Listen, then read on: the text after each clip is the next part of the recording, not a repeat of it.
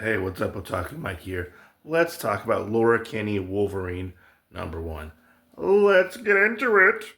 So, after the fall of Krakoa, Laura resides currently in New York City, and she is having a reluctant night in the town with Sophie, who I believe is one of the Cuckoos, and Kamala Khan as well, because apparently Kamala Khan is now a mutant for some reason.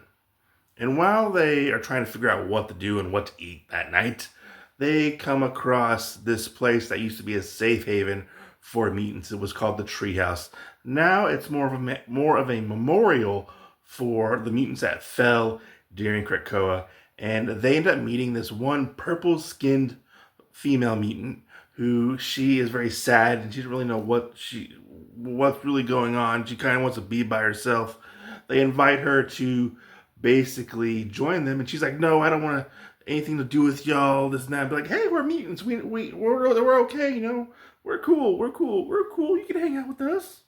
And this woman runs off, and Sophie and Kamala are kind of like go off, and Laura's like, "Hey, I'm gonna stay behind, and for a second," and she senses that this is the weird part that there's like this knot on the tree, and I don't know if it's a fake knot or what it is, or if it's a real part of the real tree. I don't know, but she takes the knot off of the tree, and she finds this letter that the girl left behind, and she says, "Hey, I don't really have any special powers, but my brother Ivan, he does," and he basically got taken away to Dubai to basically be used in this weird, like, I don't want to know what you call it, like mutant slavery escort service thing. So Laura reads this letter and she's like, "Nobody's being held captive on my watch." So what does she do? She goes and flies off to Dubai, of all places.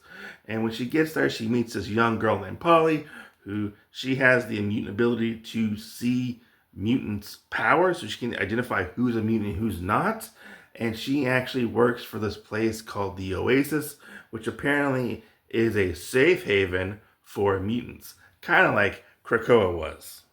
After doing a little searching and cracking some skulls, Laura eventually finds out kind of what exactly is going on and where Ivan is being held captive, as well as the other mutants, too. Can't forget about the other mutants. So Laura ends up finding Ivan, and he is being used to basically his sweat, or I think it's the contact of his skin, basically causes people to have like extreme like happiness and almost like a euphoric sense in a sense.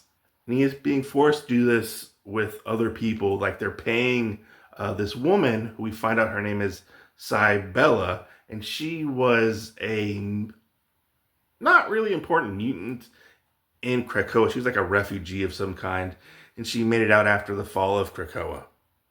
So Laura ends up fighting with Cybella, which is a pretty cool fight because Cybella has like these like she like throws acid at people, which is really cool, and she ends up taking Cybella down and reuniting Ivan with his sister. After Laura reunites Ivan and his sister, she rejuvenates the purpose in her life.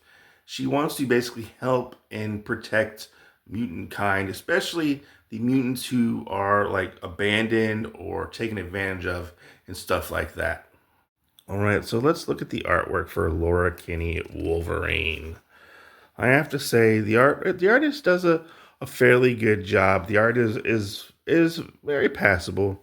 I feel like in the fight scenes and stuff, or in the action scenes, the artwork is just a little bit better than when it's not in the action scenes. Like, I mean, the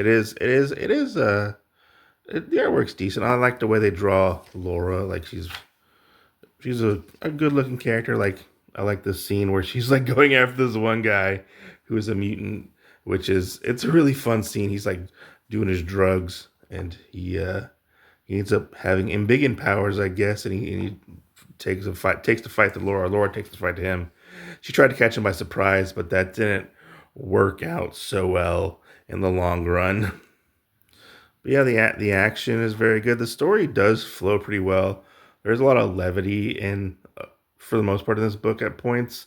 I love this part where Laura is going up the tower to get to the character she's looking for, and she's like 26 floors to go, you know. But yeah, here's the big fight in this issue where she fights Cybele, who has acid powers. And it gets pretty gruesome where you see like Laura trying to fight this character, and she just keeps getting burned and trying to heal and whatnot. And she goes out the window because it's the fastest way down to the elevator. But yeah, all in all, the artwork is actually really, really good, I feel like, for this particular first issue for Laura Kinney Wolverine. This issue was a lot of fun for a first read. I did actually really enjoy it. I do enjoy Laura as a character. I'm glad she is getting the spotlight again as Wolverine, or as one of the Wolverines moving forward.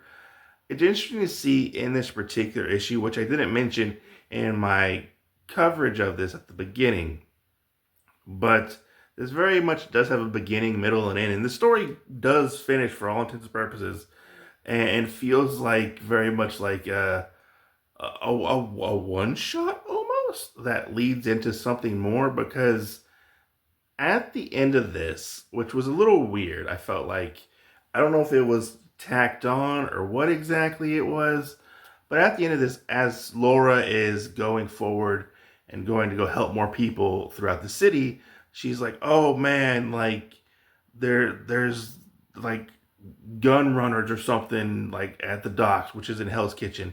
She ends up coming across Elektra, who is a daredevil at this moment, and they come to blows. And that's where this story seems to be going forward. I don't know if this will have like a cohesive like story, like, you know, like story arcs, or we'll get smaller story arcs in this series going forward. I'm really interested to see what exactly happens, because I was like, okay, so we kind of wrapped everything up. Why are it just seemed a little bit disjointed at the end of this first issue. I definitely feel like I'm going to need like an issue or two after this to really solidify, or, you know, if I really want to continue reading this. I don't. That's how I feel, to be honest.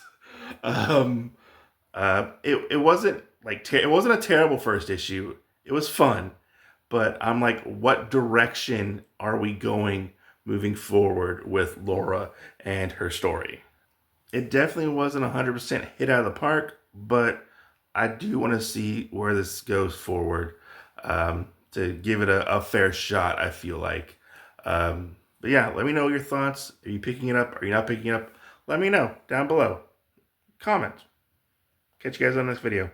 Peace out. Stay safe. Go read some comic books. I'm Otaku Mike.